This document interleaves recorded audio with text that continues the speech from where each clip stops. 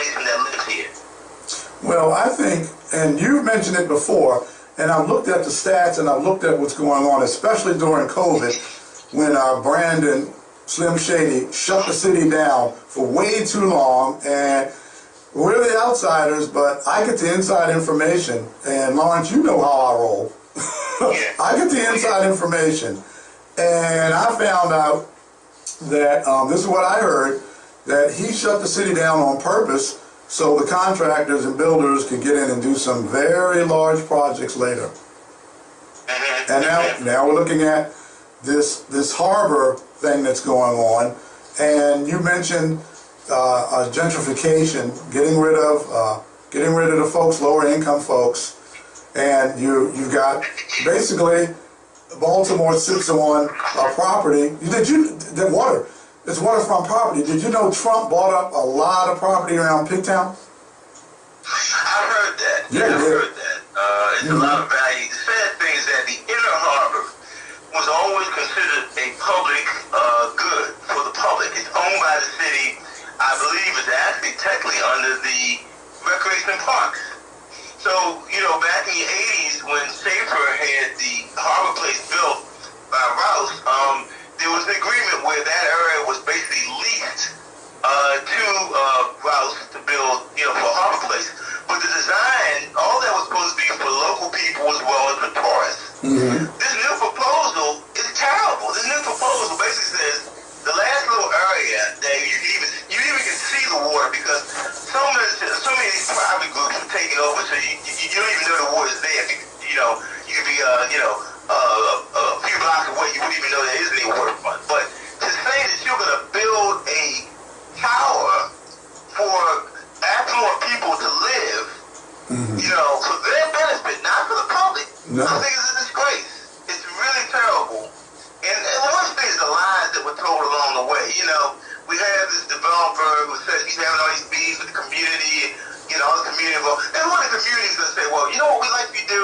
Just build, give it all over to a private company so they can like lots of money, and people can have fun living on the waterfront. Actually, they're going to have to amend the height restriction so it's higher, blocks people's view of the water. And they're going to have to actually amend the actual chart of the city in order to do this. But again, what concerns me is that we got elected officials who walk around sometimes with a big afro, you know what I'm talking about, right? He's wearing this big afro, and I'm so concerned about the black community, but he's selling us out. Lock, stock, and barrel. He really is. Well, I've been saying that since I've been on the air. My show started October last year, and I've been saying that the high top fade is being gradually cut down lower and lower, so he looks more normal.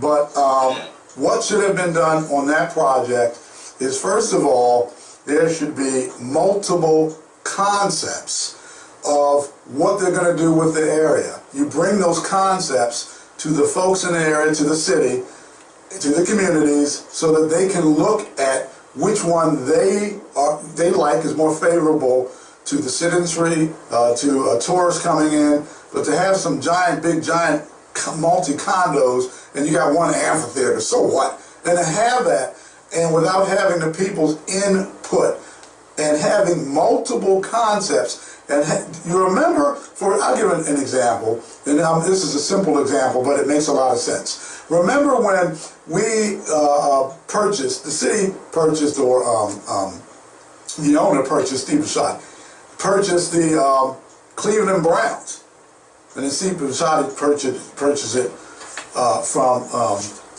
Art's family. But what happened? I remember they said, we're not going to name the team the Browns. It's not going to be the Baltimore Browns. We're going to go to the citizens, because I remember I was so excited. And we're going to ask them, what name should the team be? And then they came up with a vote, remember? And we picked the Ravens. That's the exact same way this should have been done. It should have been concepts made up. You go to the people, go to the community, and say, okay, which concept do you like the best? And then they pick. But no, they're a bunch of control freaks. They're a bunch of elitists. And these contractors, and we had an issue with contractors before, with gift cards and a contractor, and that's another thing. So these contractors, and I'm segueing into this, Lawrence, because I think this is very important, considering we have a mayoral election coming up. I believe, and this is what I truly believe, that candidates should be looked at. All of them should be looked at, but the candidates who are not, and I repeat, this is in caps, are not the slaves of, are not, okay, connected to, and not in a position where they have to wink, wink, pay back the ones that are supporting them. They're not in bed with these people, the money people who are not backing their campaigns. You should look at people who are independent. When they come into office, they are not in a position where they have to wink, wink, pay back those who helped them get in. Candidates who are independent, not people who are beholden to groups who have funded them. Those people will turn, like Brandon, those people will turn on you. You're not why they're getting into office if they're being backed. You see what I'm saying with this, Lawrence? Yeah, see, I agree with you. I mean, the thing is this, right?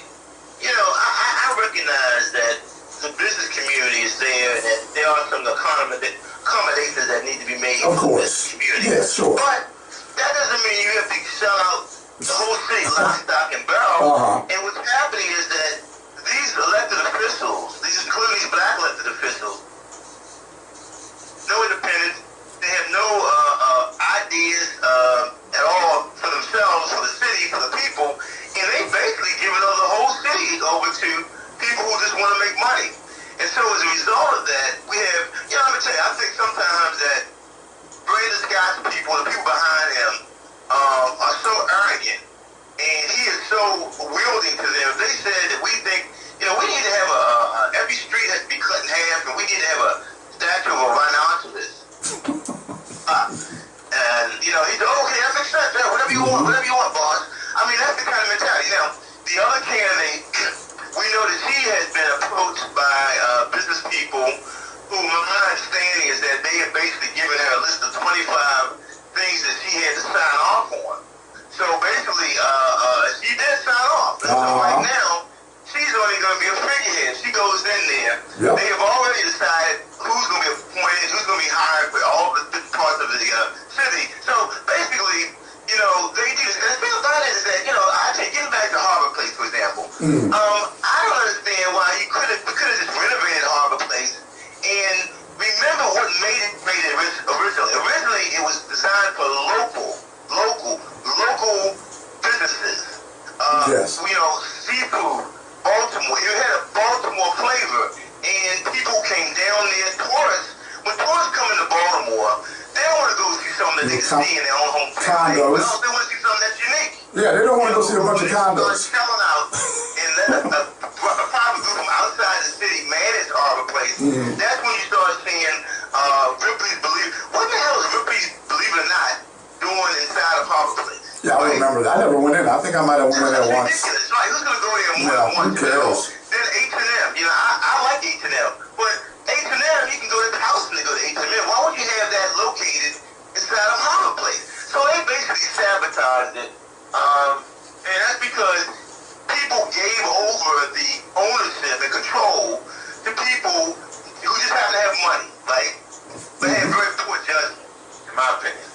I think that people, as far as tourists are concerned, I know that when I travel to different cities, I'm not saying to my wife, hey, you know what, let's go somewhere where they have really big condos on the water, because I just want to be around a lot of big condos. I mean, that's not what I'm looking to go. Like you said, Baltimore has its own flavor. It's as a town, like Boston has its own flavor, New York has its own, LA, and instead of sticking to that, you're going to put up a bunch of condos. You're going to drive folk out, and you're going to, of course, it's for getting the real estate value up higher and making money.